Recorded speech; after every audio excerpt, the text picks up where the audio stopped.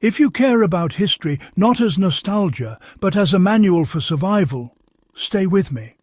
And before we go any further, subscribe to Iron Age Instincts, because what we're about to cover is the kind of knowledge that once fed nations under siege and was quietly sidelined once peace returned. This is not gardening advice for hobbyists. This is wartime soil science, tested under starvation conditions, and it still works better than most modern inputs. During the Second World War, food production became a matter of national survival. Blockades cut off imports, synthetic fertilizer factories were bombed or diverted to explosives, and governments needed yields to rise immediately using what was already available. In that pressure cooker, agronomists rediscovered and refined a soil practice so effective it routinely doubled and sometimes even tripled harvests. After the war, it faded from public memory, not because it failed, but because it threatened an emerging chemical fertilizer economy. What this secret actually was, and why it mattered more than machinery. The practice was not a single product, but a system centered on rebuilding living soil through deep organic humus creation, what wartime manuals often called intensive compost agriculture. British, German and Soviet agronomists independently documented the same outcome.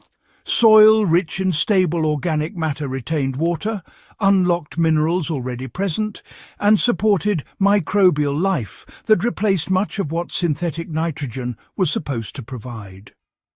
In Britain, the Dig for Victory campaign leaned heavily on compost pits, green manures, and rotational cropping designed to keep carbon in the soil.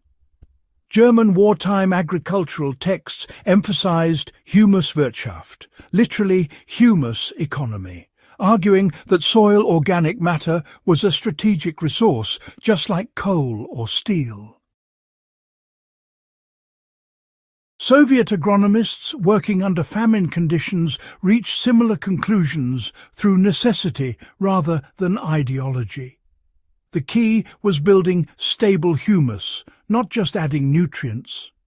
Stable humus improves cation exchange capacity, meaning soil holds onto nutrients instead of washing them away. It buffers pH, improves root penetration, and creates an environment where bacteria and fungi convert unavailable minerals into plant-accessible forms. That is why yields rose without increasing fertilizer inputs.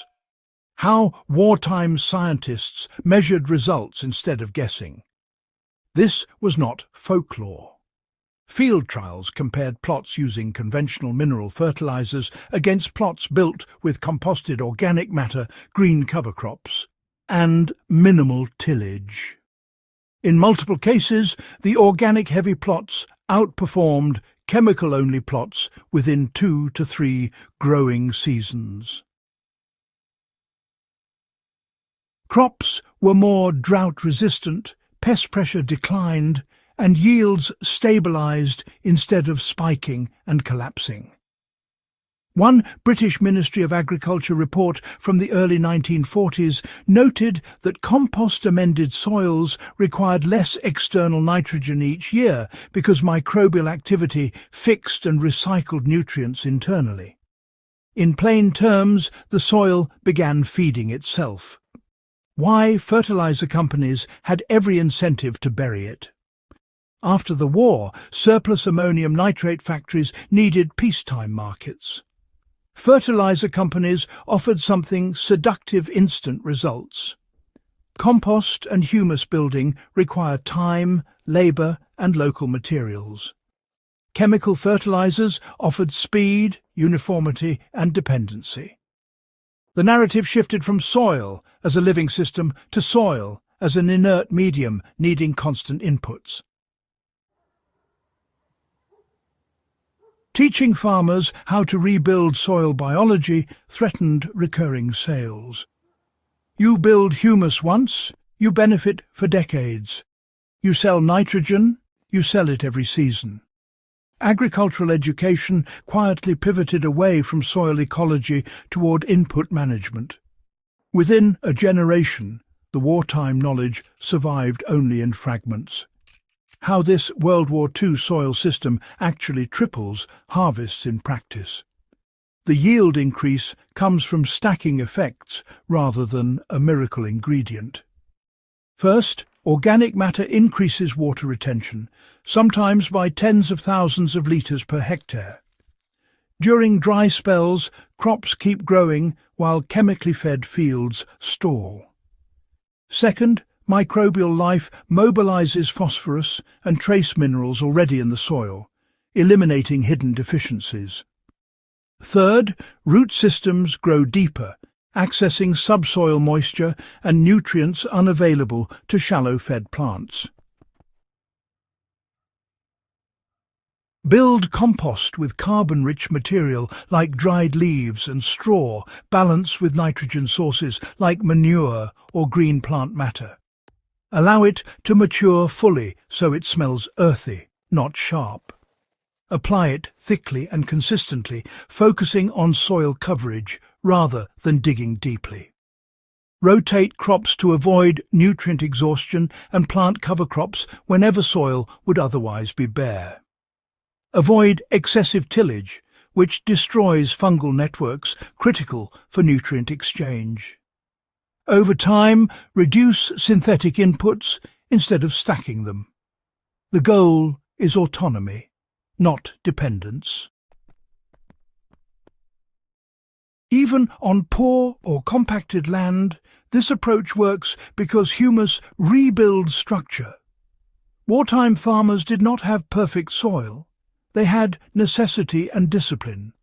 The irony is that modern agriculture faces the same vulnerabilities as wartime Europe: fragile supply chains, rising input costs, and soil exhaustion.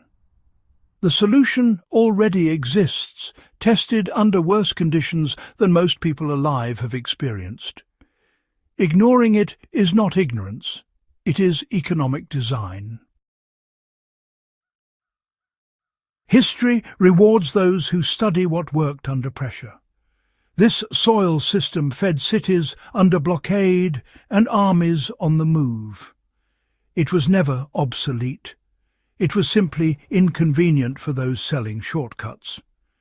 If this kind of grounded, uncomfortable history matters to you, subscribe to Iron Age Instincts. Share this with someone who still believes modern always means better, and keep these lessons alive.